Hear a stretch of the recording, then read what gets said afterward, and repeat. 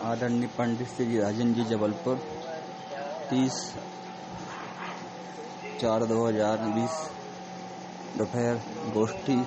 भगवान वीरो मंगलम गौतमो गणीशलम कुंद कुंदास्यो जैनि धर्मोस्तु मंगल सर्वमंगल मांगल्यम सर्व कल्याणि कारकम प्रधानम सर्वधर्माणां जैनं जयतु शासनम जैनं जयतु शासनम।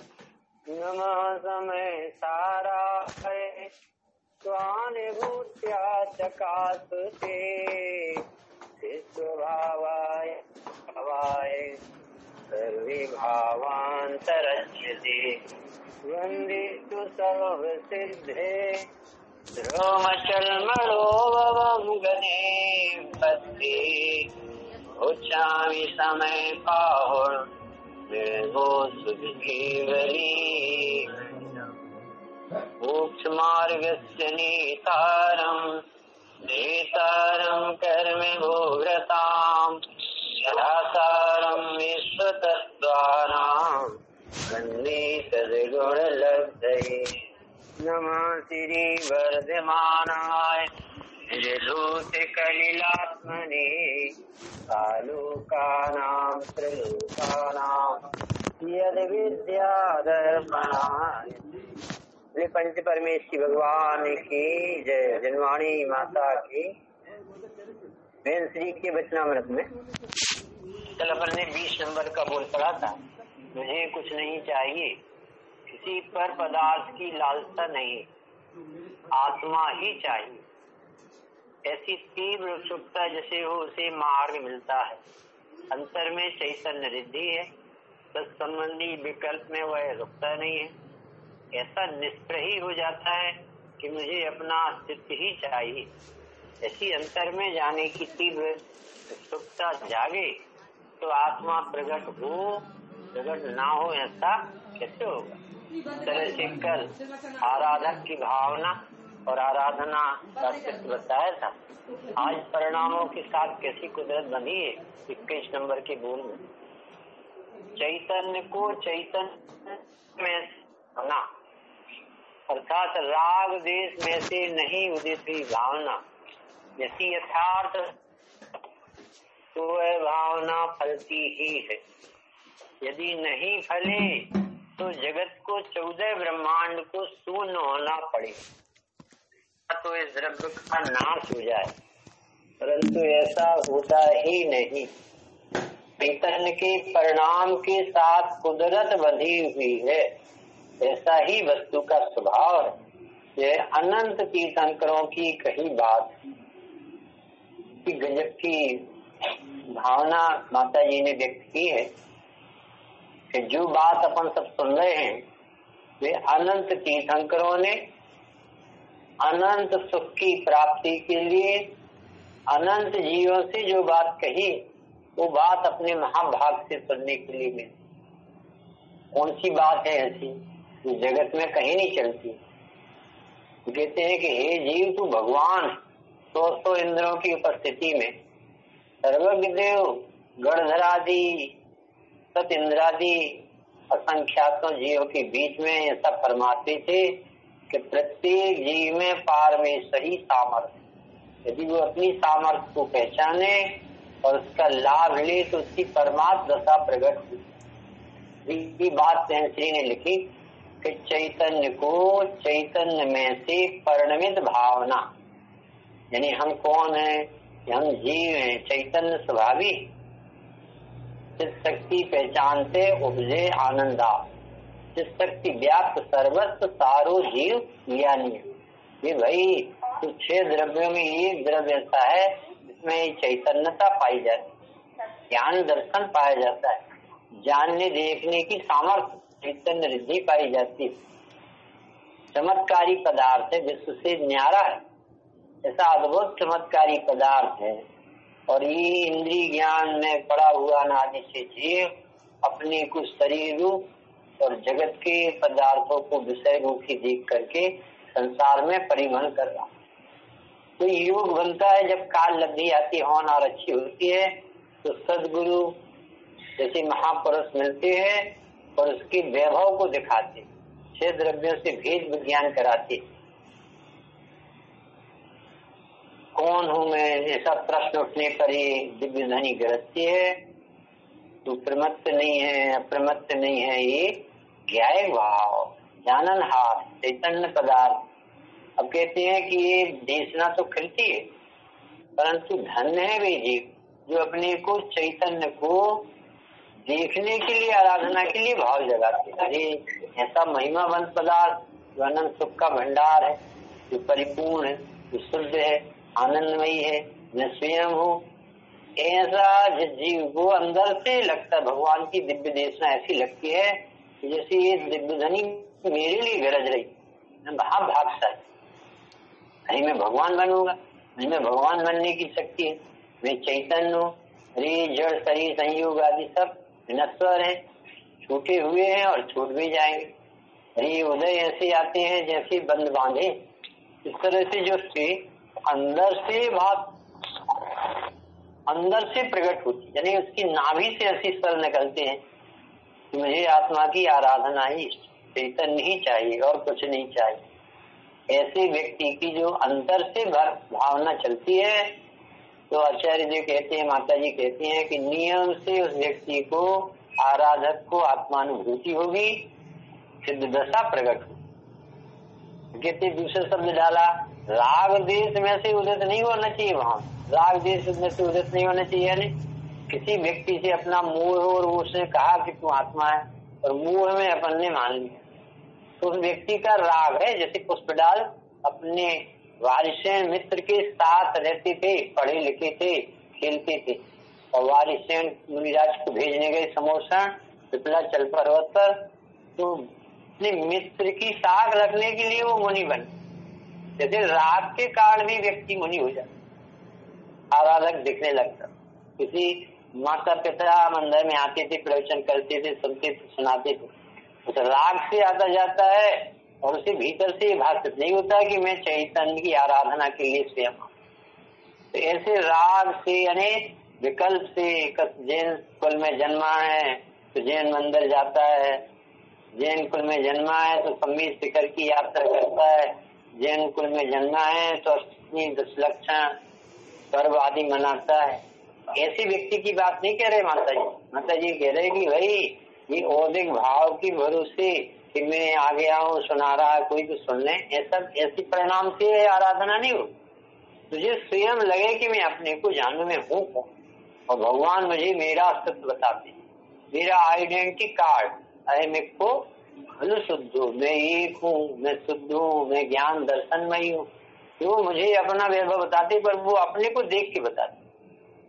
कहते मैं निज वैभव से बताऊंगा, तो अपने को देखते हैं और फिर प्रसन्न होकर कहते ऐसा ही प्रत्येक जीव का स्वरूप, भाई तू ऐसा देख, मैं तुझे अनुभव से बताऊंगा तो तू भी अनुभव से प्रमाणित कर। एक तो लाइन ये हुई कि चैतन्य को जानने की भावना चैतन्य से उदित होना चाहिए, अंदर से ऐसा लगे कि आत्मा ही जानने लायक है, क्योंकि अपन ने पूरे विश्व को और वन में जीव घूम चुका, कण कण को जीव भर भर देखा।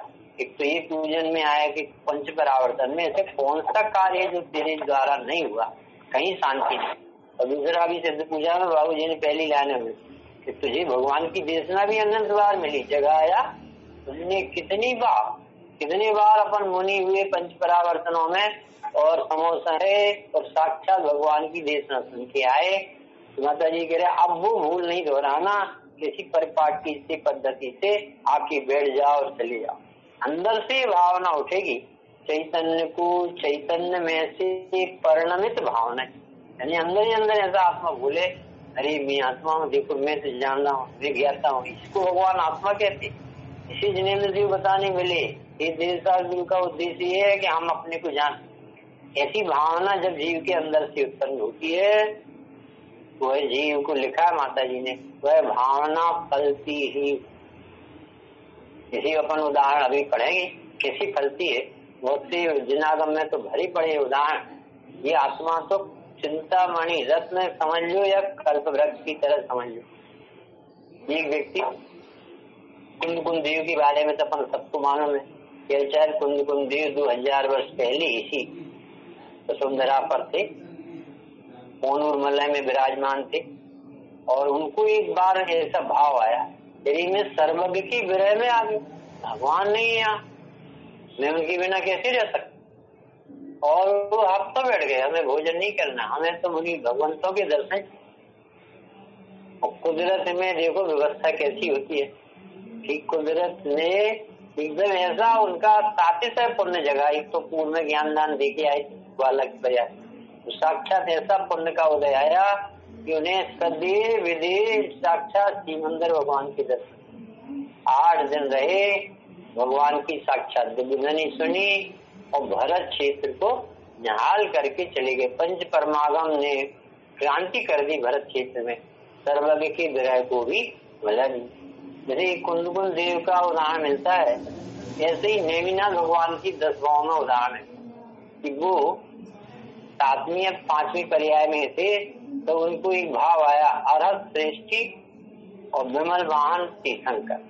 तो अरहत उनके पिताजी थे, वो बन गए मुनि और उनको भी केवल ज्ञान, और विमल वाहन केवली उसी समय थे, और दोनों भगवानों के समोस्तरण और गंधकुटी के दर्शनों को ही जा रहे थे। और जाते समय इनको रास्ते में पता चला कि दोनों निर्वाण पदार्थ मुख चले। इतने मन में परिणाम इच्छित हुए, ऐसा लगा कि मैं कैसा भागा हूँ, मैं बिना भगवान के दर्शन के जा नहीं सकता, लौट ही नहीं। तो वो वहीं बैठ के ध्यान लगा। तो जब तक भगवान दर्शन नहीं देंगे, दिव्य नहीं मिलेंगे, नहीं बैठ। और 1 सप्ताह तक बैठे। कौन? नेमिनाथ भगवान शायद अपराजित पर्याय में थे, जो भाव बैठे रहे। और फिर एक देव को कौतूहल आया, कहा कि ऐसी कैसी अड़ी है, परंतु ये तो जीव स्वयं तीर्थंकर का जीव है, उसके भाव तो देखो कैसे अच्छे हो रहे, भगवान के दर्शन करके जाए, हमें समोसा देखना, हम इसके बिना नहीं खाएं। तो वो देव ने समोसा बनाया विक्रिया से, देव ने गंधकुटी बनाई, और देव ने दोनों के दर्शन कराए नेमिनाथ के जीव को। और बाद में जब वो संतुष्ट हुए तो उनसे कहा कि यह ऐसी अड़ी नहीं की जाती कभी, भगवान मुख चले गए वहां से कभी आते। परंतु कुदरत में देखो भावनाओं का फल आए बिना रहता नहीं है। जो कोई अपन को दुखी कर रहा हो, ऐसा विश्व में एक भी द्रव्य नहीं है। इसलिए जीव को इस बोल में ये आया कि तेरे परिणामों के साथ कुदरत बंधी। क्या कहा रीजन? तेरे परिणामों के साथ कुदरत बंधी। कुदरत बंधी यानी जो जगत में हो रहा है वो आपके परिणामों के फल के अनुसार हो रहा है। चेहरा मिला, मम्मी मिली, पापा मिला, मंदिर मिला, परिवार मिला, दादाजी मिली, भारत जैसा देश मिला, धर्म भूमि, ये सब आपके ही पुण्य और पाप के फल के अनुसार योग बनते हैं। यानी भावना का फल आए बिना रहता नहीं। यानी देखो आज तक किसी जहर ने किसी को नहीं, ऐसा कोई द्रव्य नहीं है किसी द्रव्य का आहित करे, परंतु जिसने जहर खाया है वो मर। जहर ने नहीं मारा किसी, जहर खाने वाला खुद उसको निमित्त बना के मर। रेल ने किसी के पैर नहीं काटे हाथों और चाकों ने, वो स्वयं कटने के लिए गया और मरा, तब वो रेल निमित्त बनी। आज तक किसी पत्थर ने किसी के सिर को नहीं फोड़ा है, स्वयं ने पत्थर को सिर पर मारा या पत्थर से टकराया तो सिर फूटा है। किसी द्रव्य को ऐसा योग स्वभाव ही नहीं है कि कोई किसी को सुखी दुखी करे, यानी मार्ग स्वाधीनता का है। इसलिए तो हमारे मुनि भगवंत कहते हैं अमृतचंद देव, ये भाई अब तो प्रसन्न हो जा, तो मुदित हो जाओ, तेरे द्रव्य का कुछ बिगड़ा नहीं है और किसी ने तुझे सुखी दुखी किया नहीं है। तो तेरे अपराध से संसार चल रहा है, तेरी आराधना से ही संसार का भाव हो जाएगा। इसलिए हाथ में तेरी बाजी है, यदि तू चाहे तो सत्य निर्णय करके सुखी हो सकता है। कब धन्य सुअवसर पाऊं, जब निज में ही रम जाऊं, करे साधे के दे मिटाऊं, राग आदि के दूर भगाऊं, करे दूर राग आदि के निरंतर आत्म को निर्मल करूं, जिनेन्द्र वन उपदेश को नित्य उच्चरू, आवे अमर कब सुखद जब सुखद भव सागर तरु।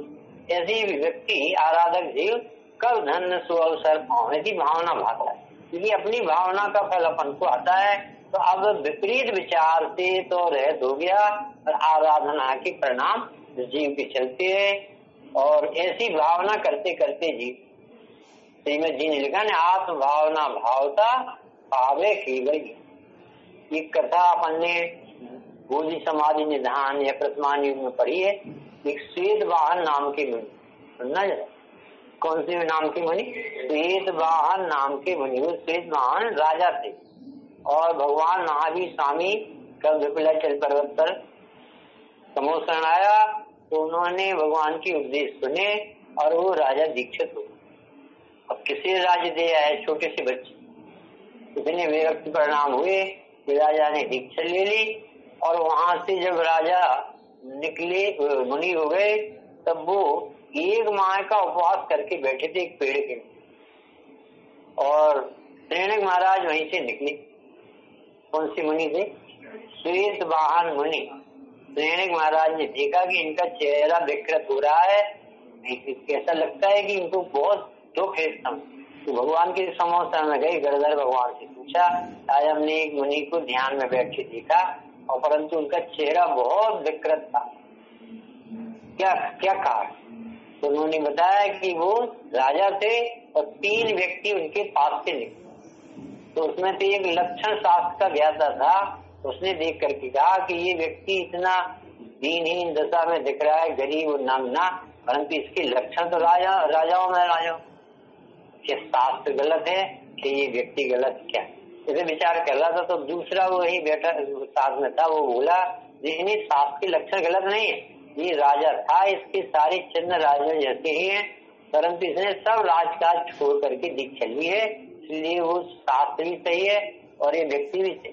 परंतु ये गलती हुई कि इसने छोटे से बच्चे को राज्य दे के चलाया और राज्य छोटे से बच्चे को देखते हुए एक राजा ने इसकी राज्य पे चढ़ाई कर दी, बच्चे को बांध के रखा है और वो दुखी। और तीसरा कहता है काय का तप है, तब पाप कर रहा, बैठे बैठे बड़ा धर्मात्मा बना है, इतनी भी अकल नहीं है कि छोटे बच्चे को भी राज दिया जाए। अब उनने ऐसे सुना और इतना तनाव हो गया तो गए थे काय के लिए वो आहार लेने, और आहार भी नहीं लिया 1 महीने के बाद और बैठ गए पेड़ के नीचे। तो वो ही उनका सीन बना था। तो उस समय गणधर देव बोले भैया सैनिक तुम अभी चले जाओ, इस समय यदि अंतर मुहूर्त तक ऐसे ही परिणाम रहे तो वो व्यक्ति 7वें नरक पहुंच जाएगा। इतने आर्थ परिणाम हो रहे, संक्लिष्ट परिणाम। मुझे कहना कि तुम्हारा कौन पुत्र, कौन परिवार, कौन सा घर, कौन सा राजकाज, तुम तो भगवान आत्मा हो, तुम अपनी आराधना के लिए निकले, कहाँ पे पहुंचे? और गए सैनिक महाराज उनसे वंदना की, नमस्कार किया, महाराज जी आप अपने को संभालो। और वो बोलते जाते हैं और यहाँ के वही मतलब एक मुनि राज के एक ही जीवन में 3 प्रकार के परिणाम, और परिणामों का फल आपको अपने भावों के अनुसार आए बिना नहीं रहता। क्या क्या फल आया? एक तो राजघरा में छोड़ा तो मुनि पद का लाभ मिला, आनंद आया। दूसरा उन्होंने आर्थ परिणाम किए, संक्लेश परिणाम किए, तो बोले इस समय इनकी नरक गति बन रही है और नरक आई बंधी तो वहां चले जाएंगे, इसलिए कमल गए, नरक गति बंधी, पर वो भी सब गतियां तो अस्थिर होती कैंसिल हो गई। और उन्होंने अपने आप को संभाला और उन्होंने उसी दशा में केवल ज्ञान की प्राप्ति की। जो एक श्री महान मुनि राज से अपन को शिक्षा मिलती है कि अपने अपने परिणामों का, भावों का फल आए बिना नहीं है। श्रीपाल की कथा अपन ने सुनी कि वो 700 मित्रों के साथ गए और एक दिगंबर मुनि आत्मज्ञानी समुद्र के किनारे बैठे थे और ध्यान लगाए थे और उसकी बूंदें उनके ऊपर पड़ी। तो दूसरी ऐसी दिख रही थी जैसे मोती है, परंतु वो कुएं जैसे लग रहे थे और उन्होंने कोड़िए पगला है नंगा है ऐसा करके चिढ़ाया और हंसने लगे, सब मस्करी करने लगे और कहने लगे इसको शर्म नहीं लगती, ऐसा बैठा है और उसको उठाया कैसा मैला था उसको पानी में डाल और बोले अरे तू बहुत ही शांत है, तो कुछ बोलते ही उसे निकाल लिया। बाद में कहना इतने शांत हो गए, हमारी गलती हो गई, हमें ऐसा नहीं करना चाहिए, क्षमा मान। देखो कोड़ी कहा तो कोड़ निकला, पानी में डाला तो श्रीपाल को भी पानी में गिरा, डबल सीट गिराया था समुद्र और फिर वो निकाला तो वो भी निकल आए और उनकी तारीफ की है श्रीपाल ने डाला और श्रीपाल को फिर दूसरी निमित्त बनेगी, डबल सीट नहीं गिराए समुद्र। इस तरह से कहना ये है कि देखो परिणामों का फल ना आए तो ये धरती शून्य हो जा।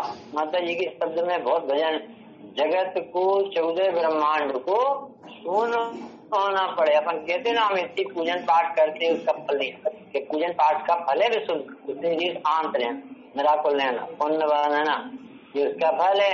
तब तक तो अभ्यास करे तो उससे भ्रांति टूटती है, निराकुलता का फल आता। तो इस तरह अपने जीवन में जब अपन ने प्रथमानी पढ़े तो अपन को सैकड़ों कहानी ऐसी मिलती है लिखी कि किसी भी प्रसंग में जब भी जो घटना घटती, चाहे सीता जी को दोष लगाया हो, जब उसके पूर्वा पर कथन पढ़ते ना अपन तो अपन को लगता है कि बराबर ये जो हो रहा है बिल्कुल सही हो रहा है। सीता के जीव ने पूर्व में किसको दोष लगाया था? मुनि और रेखा, और भी कौन थे मानो? बाप बेटी या भाई बहन। और फिर भी उसको जब यक्षिणी ने समझाया कि तुझे पागल समझ में आता है, ये बहुत पवित्र जीव और परिवार के भी है, पिता है और बेटी है, तो भी दोष नहीं लगाने चाहिए। और इतने बुजुर्ग हैं तो भी नहीं लगाने, पद बहुत पवित्र है, वे एक दूसरे दो दिशाओं से आ रहे हैं और एक दूसरे की कुशल क्षेम पूछ रहे, धर्म वृद्धि पूछ रहे, और तूने ऐसा पाप कैसे कमा लिया? तो गई पहले गांव के लोगों को गुस्सा के आएगी, ये बहुत भ्रष्ट है, और बाद में सबसे क्षमा मांगे कि मैंने गलती कहा, तब भी सीता को इतना दोष लगा तो उसके परिणामों का फल आए बिना नहीं रहा। तो ये वर्तमान युग में जो लिखा था माता जी ने, तो उससे सारभूत में 2 शब्दों में लिख दिया कि 14 ब्रह्मांड शून्य हो जाएगा यदि भावों का फल नहीं आएगा। तंदुल मच्छ कहाँ रहता जी? मछली के कान में मेल खाता, परंतु सैनी पंचेंद्रिय तंदुल मच्छ मेल खाता कान में। स्वयंभू रमण समुद्र का 1000 योजन लंबा बड़ा मछली का जीव, 500 योजन बड़ा मोह, 250 योजन उसकी गहराई मोह, और उसमें लाखों करोड़ों मछलियां मोह में ऐसा खुला मोह करके सोता है ना, जैसे मध्य प्रदेश बराबर तो मोह होगा, करोड़ों मछलियां आती जाती हैं, और वो कान में बैठा मत से सोचता है यदि मैं होता तो एक को नहीं छोड़। कैसा सोचता है? मैं होता तो एक भी मछली को नहीं छोड़ता, और उससे क्या होता है कि उसने कुछ किया नहीं, एक भी मछली मारी नहीं, और साथ में नरक में काय का फल मिला? भाव का। किसी भाव का फल ना है तो कुदरत शून्य हो जाए। कुदरत काय से बंधी है? अभी ये कोरोना रोग है, ये सब जीव जिनने ऐसे बंद बांधे पूरे विश्व ने, जैसे आज टीवी देख के ना लाखों करोड़ों लोग व्यक्ति एक साथ हंसते हैं, एक साथ रोते, एक साथ पाप बांधते, ऐसे ही कोरोना रोग आया तो पूरे विश्व के जीवों ने एक इंद्रिय जीव पर कैसे प्रहार किया, और अभी तो सैनिक पंचेंद्रिय पे प्रहार, उसका फल आएगा ना, ऐसा नहीं। तो कौन सा उदाहरण दिया था अपन ने? तंदुल मत्स्य का, वो कहाँ गया? साथ में नरक में, और जो बड़ा मत्स्य था वो भी साथ में नरक में, क्योंकि वो तो मछली खाता था और वो कान में मेल खाता था, तो भी वहां पहुंच गया। काय का फल मिला? और देखो मेंढक पूजन करने के लिए गए तो पूजा कर पाया क्या? नहीं कर पाया। वो कहाँ पहुंच गया? जिदारी देव हो गया। काय का फल आया? ये कह रहे कि देखो देहादि की क्रिया तो होने युग होती है, तुम अभी मंदिर नहीं जा पा रहे, पर मंदिर जाने का उत्साह खत्म हो गया, मंदिर जाने का परिणाम नहीं आ रहा, प्रमाद आ रहा, अच्छा है जब खुल जाए तो ये जीव की जो अरुचि है, निरस्ता है ना, इसका बंध होता है। आप कैसे रहने चाहिए कि प्रभु आपसे हम दूर नहीं रह सकते, आपके साथ हमारी आराधना। तो मेढक ने पूजा नहीं की तो भी वो देव हो। कान में बैठे महामत्स्य के कान में बैठे तंदुर मच्छ ने एक भी मछली नहीं खाई तो भी नरक का नारकी हुआ, घोर पाप लगा। एक कथा अपने पद्म पुराण में आती, दंडक बन के एक मुनिराज बैठे थे ध्यान में, बहुत उत्कृष्ट तपस्वी थे, और दंडक राजा वहां से निकले। क्या नाम था? दंडक राजा निकला। तो वो शिकारी था, क्रूर था, विधर्मी था, जैन धर्म नहीं मानता। तो यही सामने जैसे यशोधर मुनिराज के ऊपर सैनिक ने डाला था ना सर, ऐसे ही उसने एक सर्प मरा जला देखा, उसकी दुर्बुद्धि ऐसी जगी कि वो सांप उसके मुनिराज के गले में डाल, और इसी में मजा आ गया और घर चला, क्योंकि वो जैन धर्मियों से चिढ़ता। अब क्या हुआ कि कुछ दिन बाद वहीं से एक जैनी श्रावक जो मुनि के स्वरूप को समझता था निकला। अरे रे, महातपस्वी, महान रिद्धिधारी, महान ज्ञानी, इनके ऊपर भी लोग कैसा उपसर्ग करते हैं। उसने एकदम से उस सर्प को निकाला और महाराज जी के शरीर में, गले में आसपास छेद कर दिए थे, छेद इतना काटा। तो भी वो तपस्वी मुनिराज ने प्रतिज्ञा कर ली थी कि जब तक उपसर्ग दूर नहीं होगा मैं यहाँ से उठूं। अब वो राजा दंडक राजा वहीं से निकला और वो आदमी बैठा हुआ मिला और सर्प निकला देखा। तो उसने पूछा कि सर्प किसने निकाला? तो वो श्रावक बोला, न जाने कैसे नारकी जीवों ने मुनिराज पर सर्प डाला। नरकगामी जीव है जो ऐसे तपस्वियों पर, शांत जीवों पर भी उपसर्ग करते।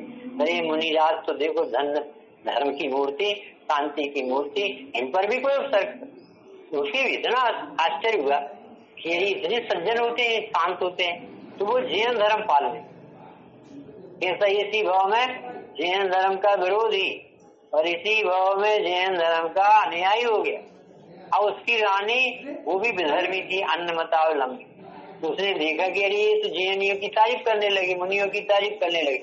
तो उसके गुरु जो अन्नमति के थे, उन्होंने कहा कि हम इस राजा की श्रद्धा हटवाना, ये जैनी क्यों हो गया, नहीं तो आप समर्पित हो। तो उन्होंने क्या किया, एक भाड़ को नंगा करके और रानी के महल में भेज, और रानी के पास वो कुचेष्टा करता हुआ दिखाया, राजा को बुलाया मंत्री कि देखो ये तुम दिगंबर मुनियों को मानते, देखो वो रानी के साथ क्या कर, ऐसा भड़काया। और राजा बुद्धि उस समय उसने प्रयोग नहीं की, राजहट, और उसने किया कि जितने मुनि हैं सबको पकड़ो, घानी में पिला, जितने मुनि मिले सबको घानी में पिला। अब देखो पहले भी क्रूर था, थोड़ी बहुत अच्छाई सीखी थी, जैन मुनियों से प्रभावित हुआ था, तो जैन धर्म पालने लगा था, मानने लगा था, और उसकी रानी की और उसकी होनहार खराब। तो उसने फिर से वो विधर्मियों का संग करके मुनियों को, 500 मुनि थे दंडक बन, और 500 मुनि में एक मुनि थोड़ी आहार करके लेट आए, तो इतने मुनि राजों को उसने सबको खाने में पी।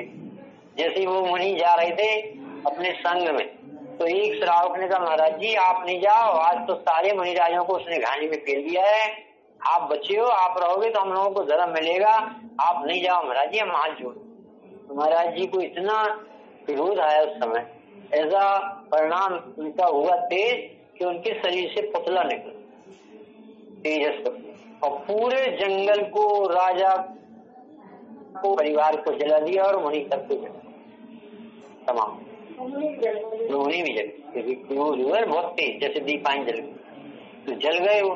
अब क्या हुआ कि वहां पर बहुत हजारों वर्षों तक कभी घास फूस नहीं, जंगल लाख पत्थर। तो बाद में वहीं से रिद्धिधारी मुनिराजों का विहार होने लगा।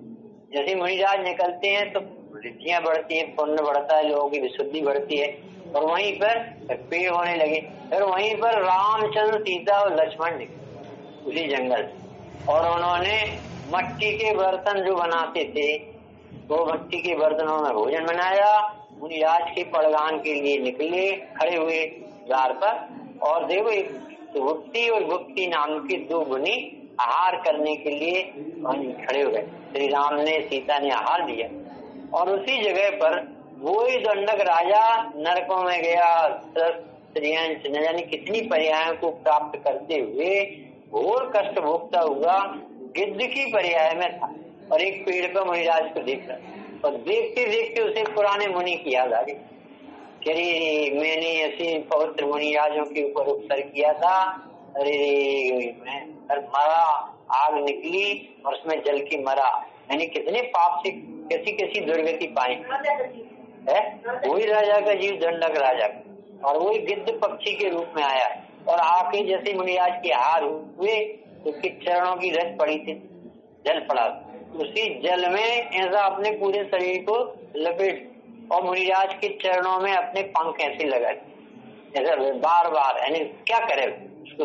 तो मुनिराज ने संबोधन दिया कि तू दंडक राजा है, तूने ऐसे ऐसे गलती हो गई थी, अब तेरे काल पलट गया है, तू अपने को चैतन्य देख, अपने को भगवान देख, तू शरीर से त्रियंश है, आत्मा से त्रियंश नहीं है, जीव तो भगवान होता है, ज्ञाता है। ऐसा मुनिराज का उपदेश सुना, उसे सम्यक दर्शन भी हो गया और संयम भी हो। और मुनिराज इतने खुश हुए और वो इतना अपना सिर झुका रहा था मुनिराज के चरणों में और सीता के हाथ में सौंपा कि सीता ये मैं तुझे श्रावक सौंप दिया। और सीता ने उसकी रक्षा की, सीता की रक्षा वो करता था, यानी कहने का साथ में रहते थे। ये गिद्ध पक्षी को रख जटायु नाम रख दिया था और उस जटायु ने सीता का हरण करते समय रावण जब ले जा रहा था तो सीता के जीव की रक्षा करने के लिए उसने रावण से सामना किया, परंतु उसने रावण ने एक तलवार मारी तो उसके पंख कट गए और धरती पर गिरा।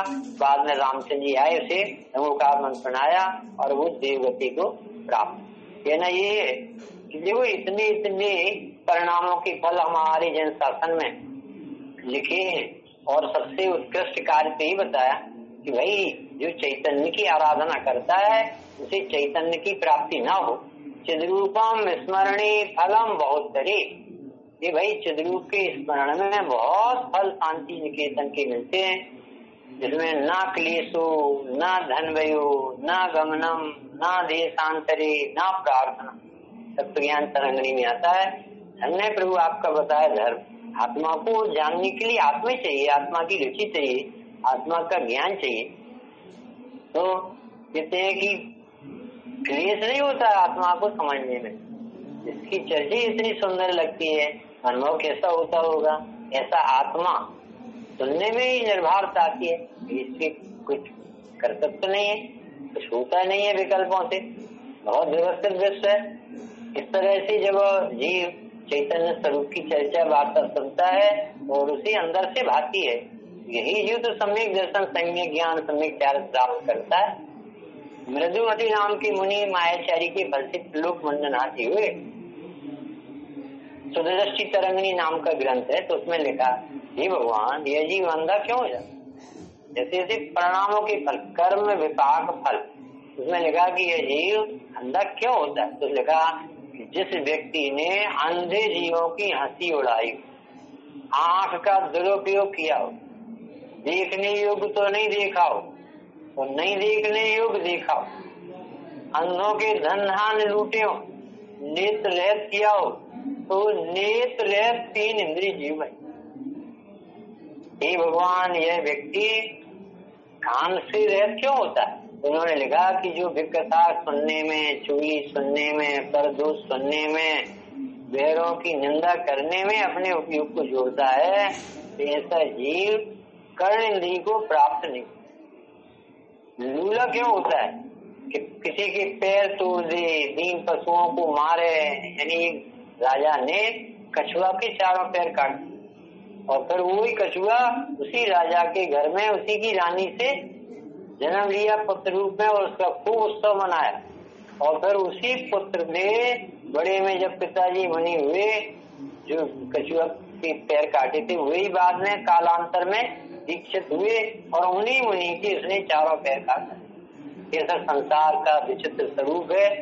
अपन को अपने परिणामों का भरोसा आना चाहिए कि हम दिन भर कहाँ बिताते हैं। अपने उपयोग से पूछे तो अपन को घबराहट हो कि हम क्या करते रहते हैं, ये प्राप्त ज्ञान तो कैसे बर्बाद करते रहते।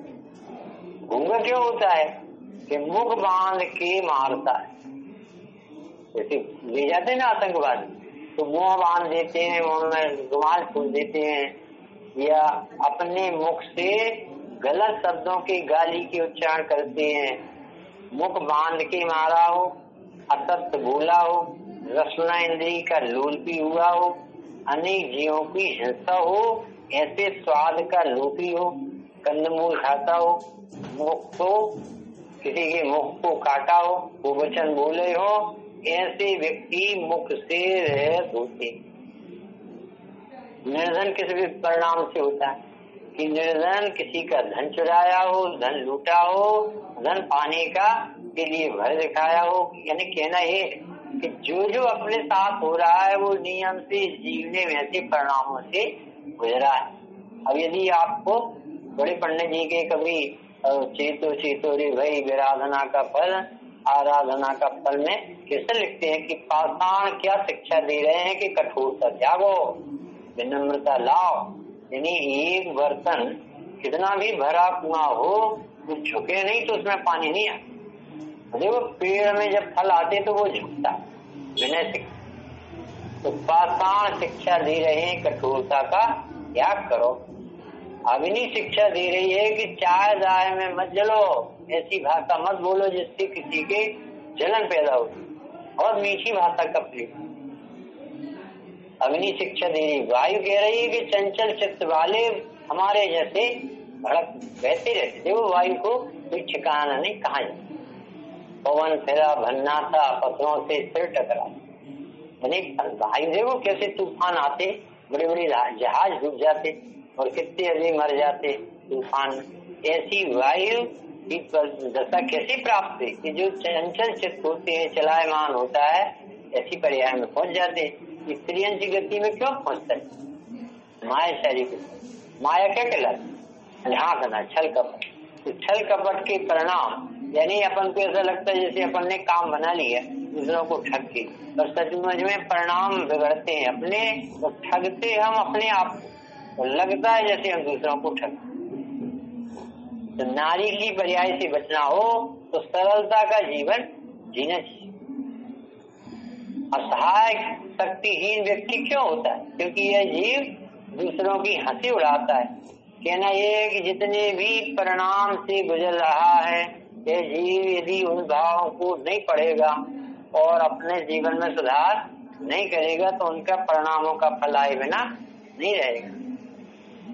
ये ककड़ी की चोरी अपन ने कथा पढ़ी और उसको फांसी की सजा दी जाए। तो बताओ ककड़ी चुराने में इतनी बड़ी सजा क्यों? नहीं मानो, क्योंकि वो राजा बैठा था और उससे ककड़ी चुराने वाले को दोहला हुआ था उसकी पत्नी को हमें ककड़ी खानी, और उसने एक विद्या सीखी और ककड़ी के पेड़ को झुकाया और ककड़ी चुरा के ले जा रहा था। तो उसे ककड़ी के चोरी की सजा नहीं मिली है, तो राजा को चैलेंज करने की। बोलो क्या काम? ककड़ी की चोरी की सजा नहीं है, वो काय की सजा है? राजा बैठा था वो डरा नहीं। ऐसे ही अपना जीव राजा बैठा है कि हम में आनंद है और ये कहता नहीं बिस्कुट में आनंद, विषयों में आनंद, भोगों में आनंद। ये पाप काय का लगता? आत्मविराधना का पाप। एक बाबा निकलता था रोज और वो कहता था जैसा करोगे वैसा भरोगे, जैसी करनी वैसी भरनी। तो वो एक महिला रोज सुनती थी और उसे तत्व ज्ञान से कुछ प्रयोजन नहीं था और वो चिढ़ती थी, ऐसा कैसे? हम जैसा करेंगे वैसा होगा कि जैसा होगा वैसा फल मिल जाए? हम इस बाबा को सिखाते। ऐसी कथा आई थी उसमें वो बहुत दिन तक सुनती एक दिन उसे बहुत जोश आया कि बाबा इधर आओ। बाबा से कहा कि मैंने आपके लिए लड्डू बनाए, तो ये खा लेना। 4 लड्डू उसने दिए और उसमें जहर भर। जहर भरने से वो सोचती थी कि देखो कल पता चल जाएगा कि हमने किया और फल उसे में, हमें कैसे फल मिल जाए। तो उसने बहुत खुशी थी, आप पता चलेगा ये बाबा बहुत बड़ी बड़ी बातें करता है, इसे मालूम नहीं दुनिया की। तो क्या हुआ कि बाबा तो बोला था, अपने काम में लगा रहता था, फिर नदी के किनारे चला गया, वही छाया के नीचे बैठा। अब इसी औरत का लड़का किसी दूर जगह गया था और लौट के उसी वृक्ष के नीचे आया थका हुआ और पसीना पसीना था। बाबा मैं मर जाऊंगा, इतनी दूर से प्यास लगी, भूख लगी, मुझे कुछ आप दे सकते हो? बेटा ये पानी है और ये लड्डू मिले आता है, ये लड्डू दे दिए। और लड़के ने पानी पिया तो अच्छा सा लगा कि बाबा का बड़ा उपकार, और जैसे 2 लड्डू खाए वहीं पर मर गए। अब वो बाबा तो बहुत सज्जन था, उसने बात फैला दी गाँव कि हमें किसी ने लड्डू दिए थे, इससे जान ली, हमें किसी ने लड्डू दिए थे, नाम नहीं जानते जान। अब वो महिला सुनने आई, अरे किसकी जान ले ली, किसकी? एक लड़का था 20 साल का, बाहर से आ रहा था और बेचारा भूखा था, उसने हमसे कहा। अब वो महिला देखने गई, अरे मेरा बेटा, बताओ किसके फल में ये समझता है जैसे हम आई चतुराई से हम बच गए। अरे भैया जो अपने परिणाम बिगड़ रहा है, उससे कर्म बन रहा है, उसका फल आए बिना नहीं रहता है। ये प्रकृति बांझ नहीं होती, ये प्रकृति अन्याय नहीं करती। जिसने जिस जाति के कर्म का बंध आश्रय किया है, आत्मा की आराधना करे हो आत्म शांति न मिले, जिन्हें देव की शरण में बैठे हो विशुद्धि ना हो, ऐसे ही परिणाम बिगाड़े वो कर्म ना माने। तो कैसे जो भीष्म पितामह के नाम से ना नहीं सुना, भीष्म पितामह जब मरण हुआ था ना तो 100 बाण मारे और 100 बाणों की सैया पे पड़ा था। तो उस समय लोग आए शिक्षा लेने के, और नीति न्याय वाला था, तो उनसे बाद में मुनीश्वरों से पूछा कि आखिर में ऐसी कैसे इनकी प्राण निकली? इन्होंने पूर्व में एक सर्प को ऐसा मारा कुचला और गुस्सा में उसे उठाकर फेंका तो कांटों की झाड़ी पे पड़ा, तो सैकड़ों कांटे छिले, तो कांटे इनको लगे और इनकी प्राण। कहना ये है कि एक एक समय की पर्याय जीव के हाथ में है, अभी बनाना, बिगाड़ना और सुधारना। क्योंकि अपने पास अपनी पूंजी है प्राप्त ज्ञान, अपने पास अभी सर्व प्रकार से अवसर है। कौन सा अवसर आया? देवदास गुरु भी है, शिव ज्ञान भी अभी काम करता, जहाँ लगाओ वहाँ लगता है, और अभी विशुद्धि भी है। अपन को तीव्र कसाय नहीं है कि हमें नहीं सुन। अब बात यह है कि चैतन्य में लगाए, आनंद आता अपनी आत्मा की आराधना। देवदास गुरु के निर्मोहियों के प्रति लगाए तो तीव्र कसाय से बच गए, और विषय शक्ति में लगाए खुल की पाप। तो तीनों प्रकार की परिणतियों में परिणति सब जीवन की 3 भांति भरणी, एक पाप, एक पुण्य, एक राग हर। इस तरह से ये परिणामों की विचित्रता सब जानते हैं, और ये सब गुरुदेव ने अपन को, माता जी ने सब बताया कि भाई ये ब्रह्मांड को शून्य होना पड़े, इस द्रव्य का नाश हो जाए यदि परिणाम का फल ना, परंतु ऐसा होता ही नहीं। चैतन्य की परिणाम के साथ कुदरत बनी, यानी बिल्कुल भी अन्याय नहीं है। यदि मुख करे जैसा लखे तैसा, टेढ़ा मुंह करके आओगे तो टेढ़ा मुंह आएगा, परिणाम बिगाड़ोगे तो उसका फल आएगा। ऐसा ही वस्तु का स्वभाव है। ये किसने कहा ये बात? अनंत तीर्थंकरों ने 6 द्रव्य की स्वतंत्रता बताई है, अकर्ता स्वभाव बताया है, परिणमन स्वतंत्र निरपेक्ष बताए हैं, और कर्म विचारे कौन उनके ऊपर तो आरोप आता। गुरुदेव को मानो तीर्थंकर जैसा उदय बरतता था, वाणी का प्रभाव ऐसा है कि हजारों जीव समझ जाते थे। तीर्थंकर की वाणी जैसा गुरुदेव को योग था, वाणी जोरदार थी, चाहे जितनी बार सुनने पर भी स्वामी जी से सुनते सुनते अरुचि नहीं होती थी। स्वयं इतनी सरलता से बोलते कि जिससे सुनने वाले का रस भी जमा रहता। ऐसी रस भरपूर वाणी जो अपन ने ये बोल भी पहले पढ़ चुके हैं। इसी तरह ऊपर ऊपर के वांछन विचार आदि से भाई कुछ होने वाला नहीं है। भावना हृदय से उठे तो मार्ग सरल। अंतस्थल में ज्ञायक की खूब महिमा आना चाहिए कि मेरा ज्ञान स्वभाव प्रकृति से सर्वोत्तम, ऐसा स्वभाव मेरा सिद्धि के समाने है, विराजे माने चिदानंद, ताही को निहारे निज रूप मान लीजिए। कैसा है? सिद्धि के समाने है, विराजे माने चिदानंद, ताही को निहारे निज रूप मान लीजिए। कर्म को कलंक अंक पंकजों पपार, धारे निज रूप पर भाव त्याग दीजिए, स्थिरता के सुख को अभ्यास कीजिए रहनी दीना, अनुभव के रस को सुधार रस पीजिए, ज्ञानी को प्रकाश भास मित्र की समान दिसे, चित्र जैसे ज्यों हारे चित्त ध्यान ऐसा दीजिए, चित्र ज्यों हारे चित्त ध्यान ऐसा दीजिए। इस तरह से आप अपने चित्त को चैतन्य में सिद्ध समान शुद्ध आत्मा में जोड़ेंगे तो नियम से सिद्ध दशा की प्राप्ति, निराकुलता की प्राप्ति होगी।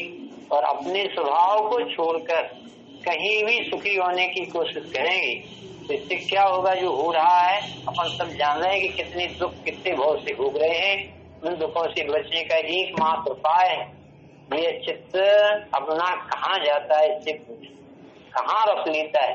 किसी विषयों में सुख नहीं है। ये कभी बोल आता है कि दर्पण में सब प्रकाशित होता है परंतु संग्रह कुछ भी नहीं। ऐसे ही अपने ज्ञान में सब विषय दिखते तो है, नूर दिखते हैं, सोना चांदी महल दिखता है परंतु आता कुछ नहीं।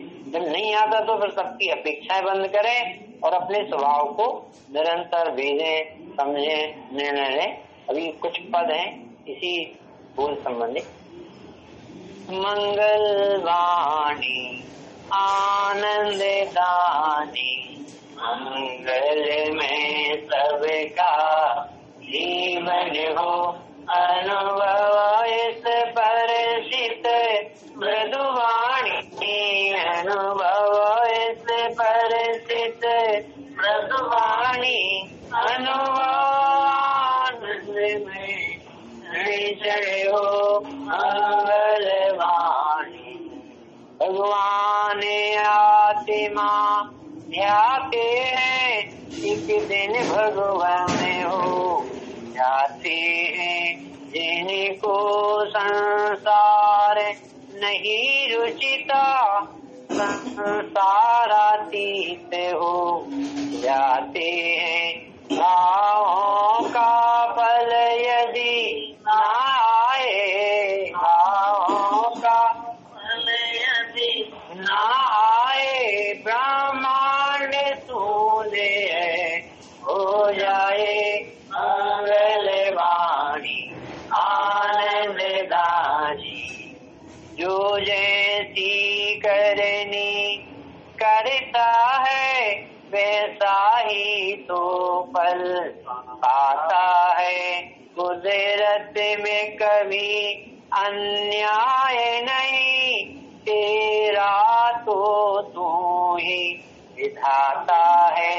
वर्तमान तेरा पूरब का फल, वर्तमान तेरा पूरब का फल, परिणाम भविष्य बनाते हैं मंगलवाणी आनंद दानी।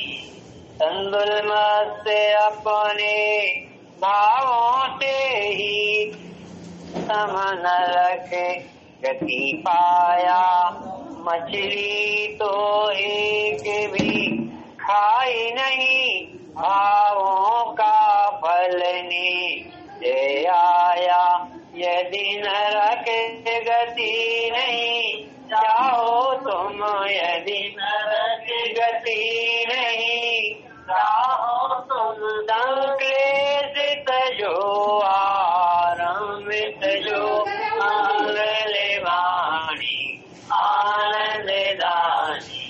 मेढक प्रभु पूजन करने को जा रहा न पूजन कर पाया, बन गया देवरी धारी, पूजन का फल तत् क्षण आया। भावों का फल यदि नहीं आवे, भावों का फल यदि नहीं आवे, ब्रह्मांड शून्य तब हो जाए मंगलवाणी आनंद दानी। कुंद कुंद देव सर्वज्ञ विरय में कहाँ भगवन आहार पान सब छोड़ दिए, हो गए ऋषि सर ध्यान मगन, साक्षात विदेह सदे गए, साक्षात विदेह सदे गए। दर्शन पाए प्रभु धन्य हो, मंगल हम भाव करे फल न आए, ऐसा न हुआ है ना होगा। मिस्री मुख में हम रखे और मुख मीठा कैसे ना होगा। मत दोष लगा तो परिजन को, मत दोष लगा तो परिजन को, जो कर्म किए फल वो आए। मंगल वाणी आनंद रानी, नरक बनाए हैं किसने, कुदरत में बने फल पाने को। ये स्वर्ग बनाए हैं किसने, मति अनुसारी गति जाने को। फल चाहे चौथे काल जैसे, फल चाहे चौथे काल जैसे, अरु पाव काल छठ में जैसे। मंगल वाणी आनंद दानी, जो देह मिला जो स्नेह मिला, पति पत्नी अर परिवार मिला। अपने अपने भावों का फल ही मिला न करना और गिला। तेरा भविष्य कैसा होगा रे, तेरा भविष्य कैसा होगा रे। अपने भावों से पूछो, मंगल वाणी आनंद दानी। यदि तत्व निर्णय में मन लगता तो बुद्धि पुनः मिल जाएगी। यदि आत्म राम तुम्हें रुचिता तो अनुभूति घर आएगी। क्या रुचिता अपने से पूछो, क्या रुचिता अपने से पूछो। कल्प वृक्ष है आत्म राम यो, मंगल वाणी आनंद दानी।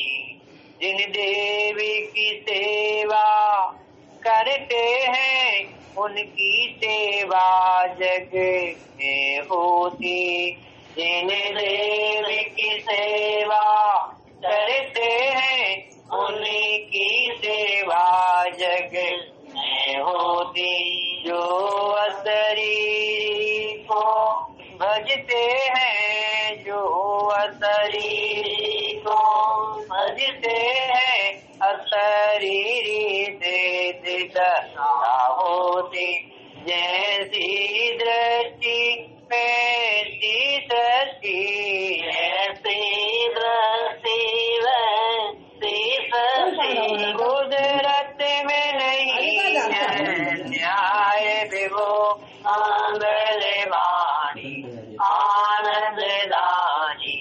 मंगल में सभी का जीवन हो, अनुभव इस परिचित प्रभुवाणी। अनुभव इस परिचित प्रभुवाणी। अनुभव आनंद में क्षण हो, मंगल वाणी आनंद दानी। ये बहन श्री के वचनामृत अनुभव से मोती जरी मोदी बहनों ने जय माला जो पढ़ नारे उठे जय बंत रहे जिन शासन जय बंत रहे जिन शासन मंगल में सबका जीवन हो मंगल वाणी आनंद रानी मंगल में सबका जीवन हो अनुभव इस परिचित मृदुवाणी अनुभव इस परिचित मृदुवाणी अनुभव आनंद हर चढ़े हो मंगल वाणी आनंद विजनवाणी माता की जय हो जावाणी के ज्ञान दे तुझे लोका लो वाणी मस्तक नमो सदा देता हूँ जो विजनवाणी भारती सोए जपो दिन रे जो तेरा शरणा गए तो पावे सुख